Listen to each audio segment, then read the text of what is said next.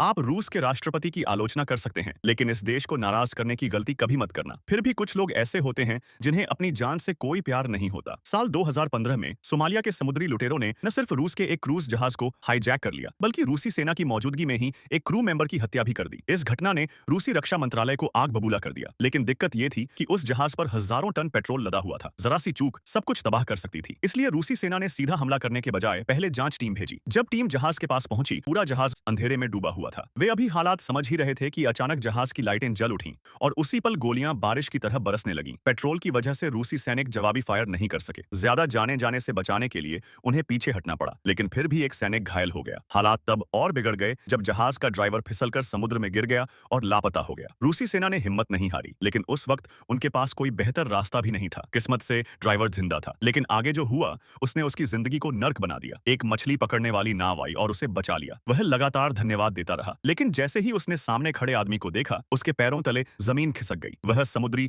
लुटेरों के हाथ लग चुका था। अब वह उनका सौदेबाजी का मोहरा बन गया था। दबाव बनाने के लिए गिरोह का सरगना लाशी उसे सेफ केबिन में छिपे क्रू से बात करने को मजबूर करता है, लेकिन अंदर से न तो दरवाजा खुलता है, बल्कि उल्टा चेतावनी मिलती है, अगर गोली चलाई गई तो सब मारे जाएंगे। यह सुनकर लाशी और भड़क उठता है। वह रूसी सेना से संपर्क करता है और फिरौती की मांग करता है, वरना बंधक को मारने की धमकी देता है। लेकिन रूस झुकने वालों में से नहीं था। उन्होंने न पैसे दिए, न सौदेबाजी की, सीधे बंधकों को छोड़ने का आदेश दे दिया। इससे लाशी पूरी तरह आग बबूला हो गया। उसने पास खड़े रूसी युद्धपोतों की तरफ देखा और उन्हें सबक सिखाने का फैसला किया। उसने एक क्रू मेंबर की हत्या कर दी और लाश को समुद्र में फेंक दिया। यह नजारा देखकर रूसी सेना का खून खौल उठा, जबकि समुद्री लुटेरे जश्न मनाने लगे। उन्हें जरा भी अंदाजा नहीं था कि उन्होंने किससे दुश्मनी ले ली है। इसके बाद रूस पूरी तरह हरकत में आ गया। सभी विभागों ने मिलकर रेस्क्यू प्लान तैयार किया। एक हेलीकॉप्टर ने समुद्री लुटेरों की सप्लाई बोट को रोक लिया। फिर पहुंची अल्फा टीम, जिसने कुछ ही मिनटों में जहाज पर कब्जा कर लिया और लुटेरों का नशे का सामान समुद्र में फेंक दिया। यह देखकर लाशी बौखला गया। उसने ड्राइवर की गर्दन पर चाकू रख दिया। टीम लीडर ने हालात संभालते हुए फेंका गया सामान वापस उठाने का आदेश दिया। लुटेरे फिर से जश्न में डूब गए। इसी मौके का फायदा उठाकर ड्राइवर जहाज के पिछले हिस्से की ओर भागा। टीम लीडर ने बातचीत के बहाने लुटेरों का ध्यान भटकाया, लेकिन बदकिस्मती से ड्राइवर पकड़ लिया गया। आखिरी पल में उसने छलांग लगाई, एक हुक पकड़ लिया और उसी समय रूसी टीम ने तालमेल बिठाकर उसे बचा लिया।